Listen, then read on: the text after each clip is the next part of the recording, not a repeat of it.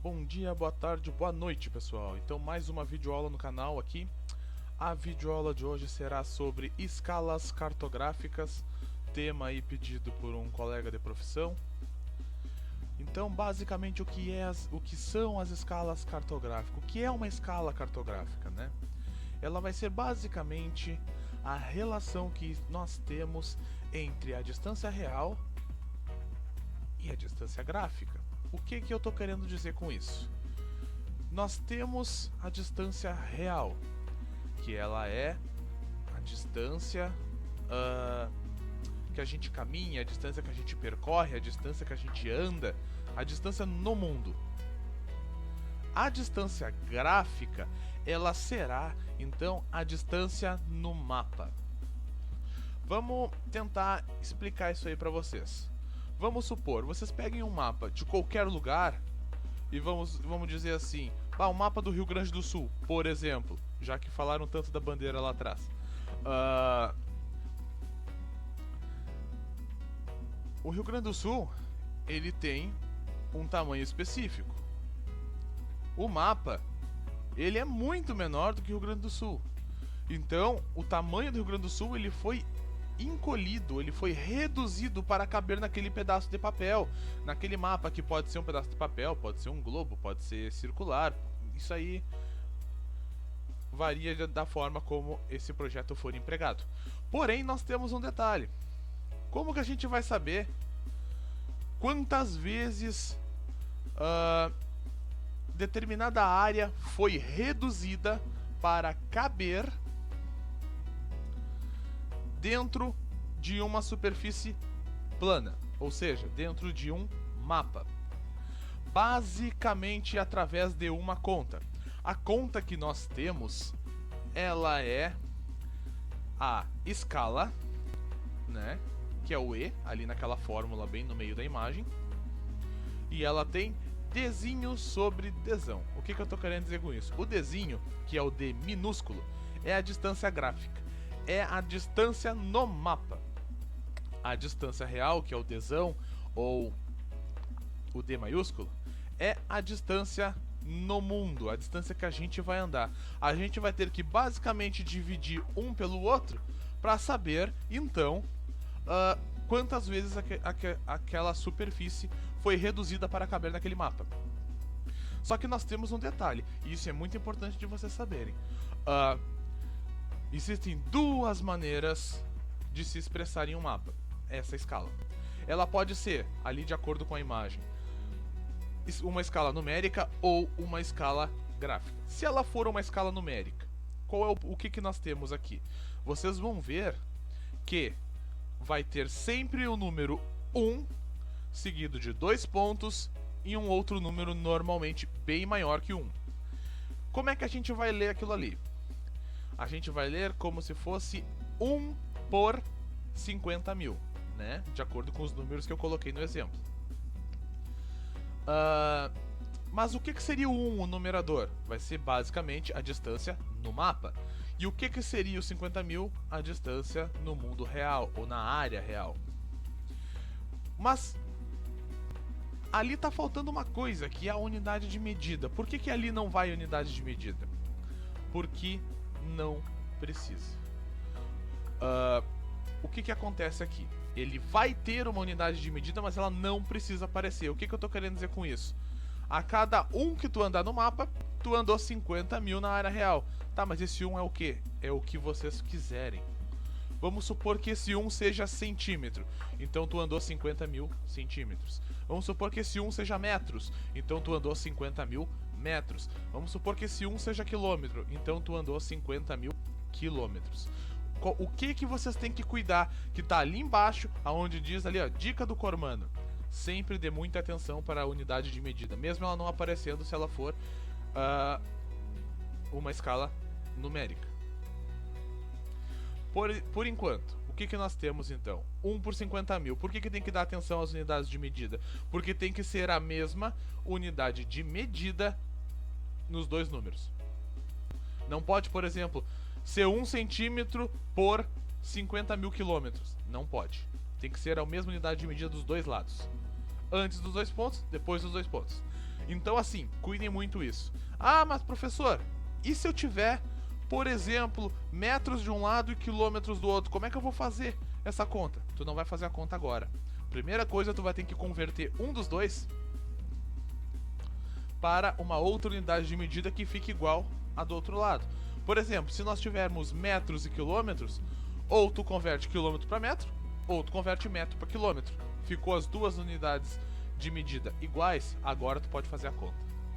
Já vou chegar ali no mapinha ali, meu mapinha improvisado que eu fiz, onde nós teremos um exemplo, né? Mas assim, a gente sabe que nem todo mapa vai ter uma escala numérica real em qualquer superfície de exposição. Por quê? O que acontece com isso? O detalhe que nós temos aqui é que ela está dizendo que é 1 por 50 mil.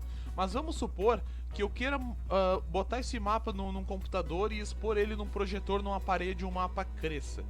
Mas de acordo com a resolução da tela do projetor, ele cresce mais para os lados do que para cima. Aí ele vai mudar totalmente a configuração do mapa e a tua escala numérica vai passar a estar errada. O que a gente faz para resolver esse problema? A gente utiliza a escala gráfica, que está ali no cantinho.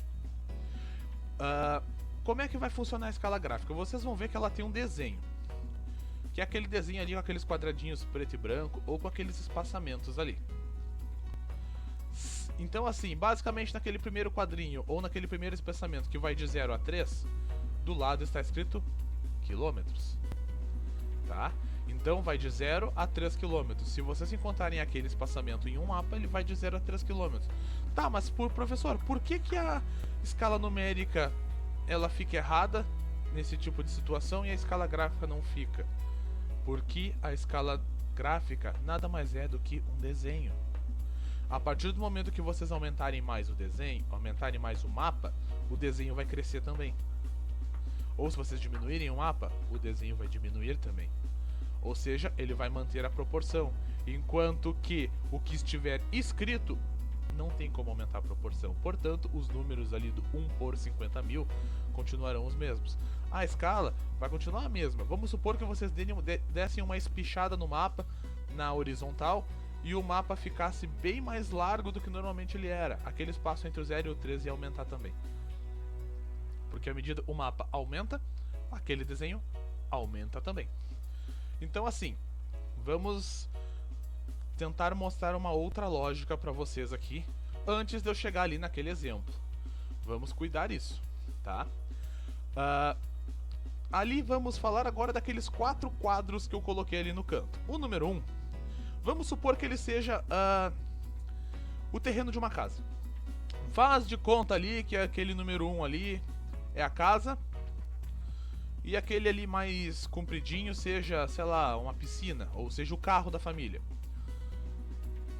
Tá, ali nós temos todo o pátio da casa. Aí no quadro 2, a gente vai ter aquela casa, aquele carro, e a gente vai mostrar um pedaço da rua e um pedaço do quarteirão que tem mais próximo a ela.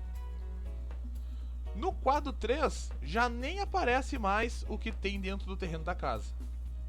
E já começa a aparecer 4 quarteirões ao invés de 1, como acontece no primeiro quadro. No último quadro, né, do exemplo que eu coloquei ali, nem se enxerga mais o terreno da casa, a gente se enxerga apenas os quarteirões. E tem 9 quarteirões ali. Aí eu faço uma pergunta para vocês. Qual desses 4 quadros tem a maior escala? Normalmente vocês responderiam, obviamente, o número 4. Mas não, o número 4 não é o que tem a maior escala. O número 4 tem a menor escala. Por quê? Vamos supor, vocês precisam entender uma coisa muito importante quando o assunto é escala cartográfica. Vamos supor que nós temos ali o número 1, que ele seja referente à área total, né? Se o número que está depois do denominador, se for os 50 mil, como eu dei o exemplo ali, é quantas vezes aquele determinado território foi reduzido ou foi dividido para caber naquele pedaço de papel que é o mapa.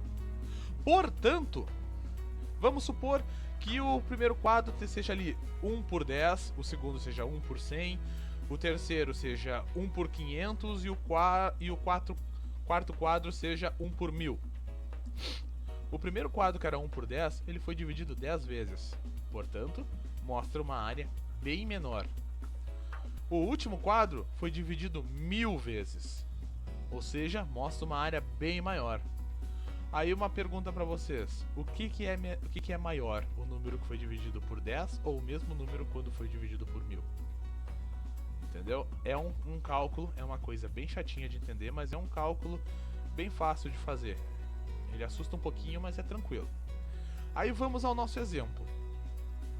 E também utilizaremos aquela fórmula ali que está ali em cima. Eu fiz um mapinha ali, eu só marquei a distância relacionado a 5 centímetros. E aí nós temos ali, eu andei o referente a 5 centímetros em um mapa. Ao equivalente a 5 centímetros em um mapa. E eu quero saber, qual a distância real andada por mim? Eu não coloquei mais nenhuma informação nesse exemplo, porque eu quero utilizar aquele número que está ali no exemplo da escala numérica. Então vamos supor que a minha escala numérica desse mapa fictício que eu inventei seja 1 por 50 mil. Ou seja, a cada 1 centímetro no mapa, 50 mil centímetros na área real. A cada 1 metro no mapa, 50 mil metros na área real. Agora, mas ali eu disse que eu andei o equivalente a 5 centímetros. Então, eu andei 5 vezes a escala numérica do mapa. Portanto, 1 vezes 5 é 5. 50 vezes 5 é 250. Portanto, eu andei 250 mil centímetros neste trajeto que eu percorri. Então, pessoal, basicamente era isso. Apenas uma curiosidade para colocar ou para relembrar, caso você já tenha um pouquinho de conhecimento a respeito desse assunto. Olhem de novo para aqueles quadros. Lembra que eu falei? O primeiro quadro é o que tem a maior escala, ou seja, a maior escala ela é determinada pelo menor denominador. Maior escala, menor desenho. Lembre-se, façam sempre essa relação com aquela fórmula que está ali no meio da imagem.